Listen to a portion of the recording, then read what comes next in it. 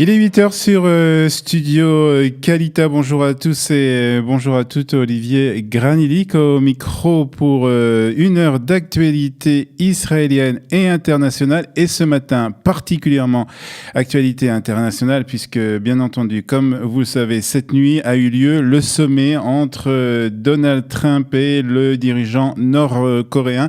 L'histoire qui se joue devant nos yeux, puisque ce sommet s'est déroulé. Il vient de s'achever il y a seulement quelques minutes. On vous donnera dans quelques instants tous les détails de cette rencontre qui a eu lieu donc cette nuit entre le dirigeant américain et le dirigeant sud-coréen. Nous en parlons aussi avec notre premier invité ce matin. Ce sera Michel Gerfinkel qui reviendra bien entendu sur le sommet Trump-Kim et bien entendu aussi les conséquences pour la région. 8h25, ce sera encore de l'histoire avec un jour notre histoire et Eliana Gerfinkel. 8h35, la revue de la presse et des médias israéliens. Et puis à 8h50, notre invité sera David Lefrançois qui nous parlera d'une conférence qui se déroulera ce soir à Jérusalem et demain à Tel Aviv,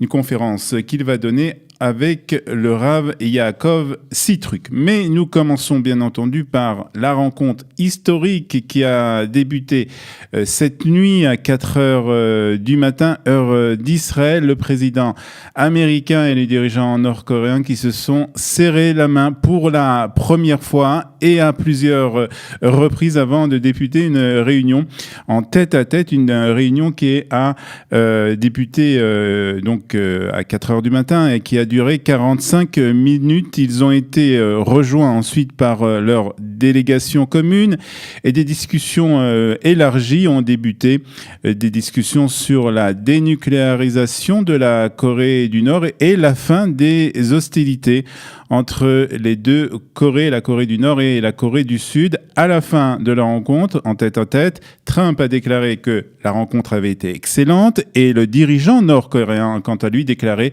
que nous vivons, qui a déclaré que ce que nous vivons ressemble actuellement à de la science-fiction, déclaration donc du président nord-coréen. À noter que parmi les Américains qui étaient présents dans la salle des négociations à l'hôtel Capella à Singapour, il y avait John Bolton, le conseiller de la sécurité nationale, aux côtés donc de Donald Trump et assis face à Kim Jong-un.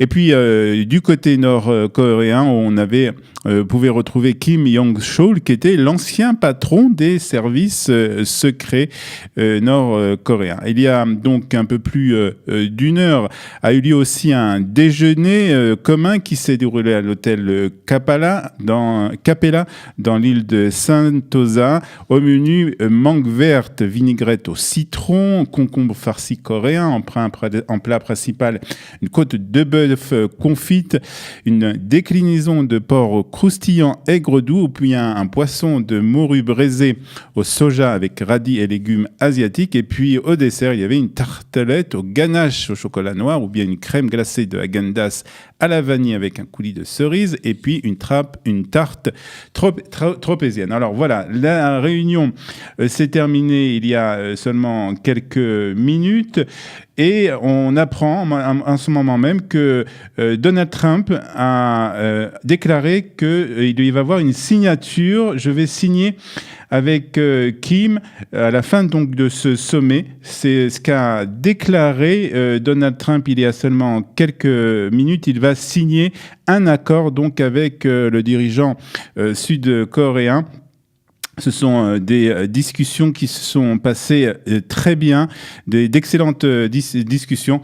Donc, déclaration il y a quelques minutes du président Donald Trump. On essaiera d'en savoir un peu plus au cours de cette édition.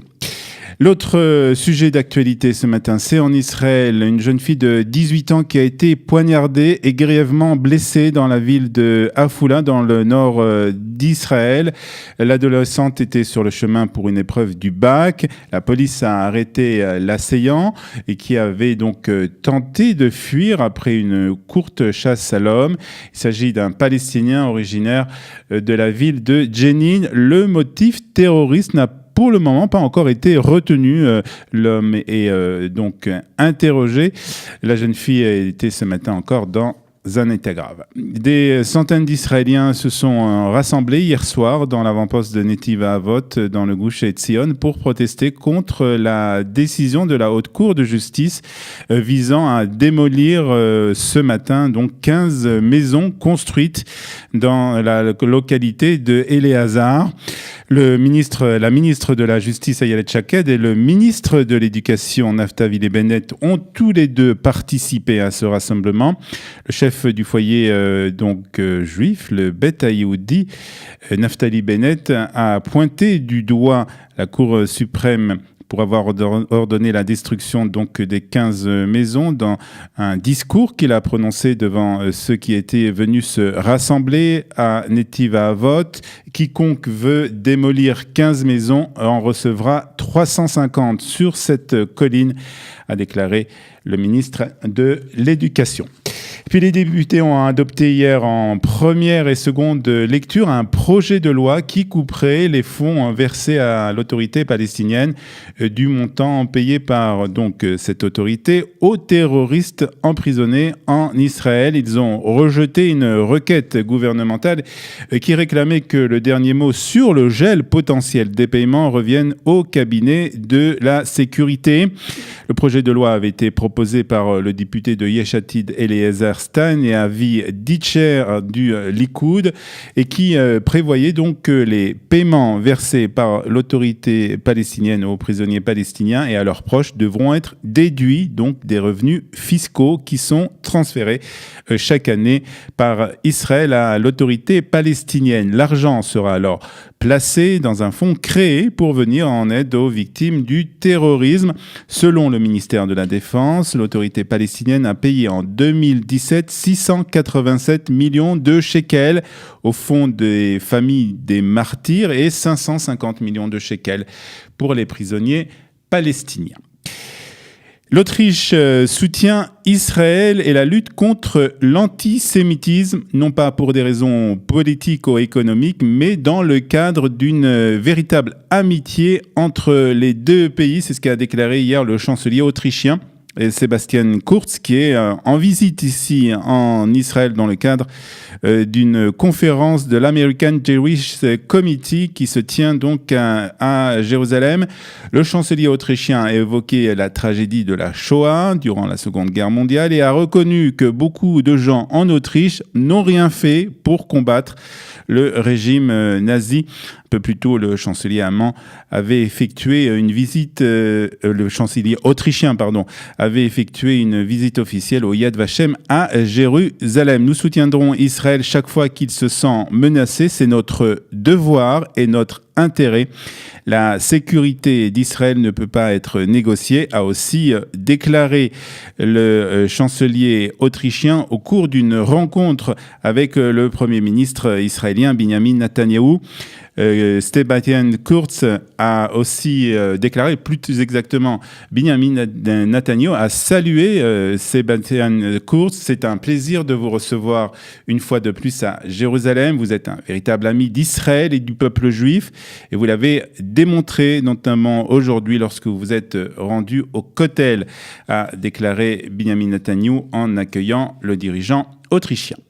Et puis le Premier ministre Netanyahou sera aujourd'hui à nouveau interrogé sur l'affaire Bezek. Voilà, c'est la 8e fois que le Premier ministre sera entendu par les policiers dans le cadre de ce dossier qu'on appelle le dossier 4000 c'est un interrogatoire qui intervient après une longue accalmie des interrogatoires dû en particulier à des contraintes sécuritaires et à la tension sécuritaire dans le sud d'Israël. Les enquêteurs de l'unité économique de l'AV 433 doivent rencontrer donc Binyamin Netanyahou ce matin. Ils devraient confronter le Premier ministre au témoignage du témoin d'État Nir Hefetz qui lie Netanyahou aux relations présumées de corruption avec le propriétaire du site d'information Walla.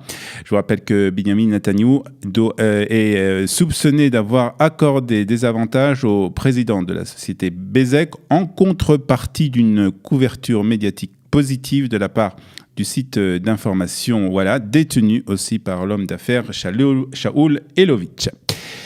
Et puis, La visite de la fanfare, c'est une comédie musicale basée sur un film israélien qui a raflé hier 10 Tony Awards, qui sont les Oscars des spectacles musicaux aux États-Unis. 10 Tony Awards, dont celui de la meilleure comédie musicale.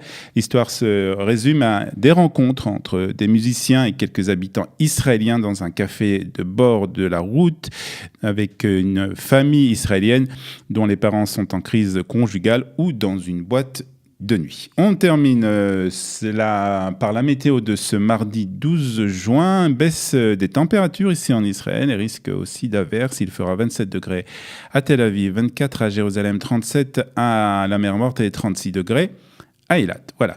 Il est 8h12 sur Studio Kalita. Nous allons faire une petite pause musicale et nous nous retrouvons tout de suite avec Michel Garfinkel pour nous parler de ce sommet qui a eu lieu cette nuit à Singapour entre le dirigeant des États-Unis, le président Donald Trump, et le dirigeant de Nord-Corée.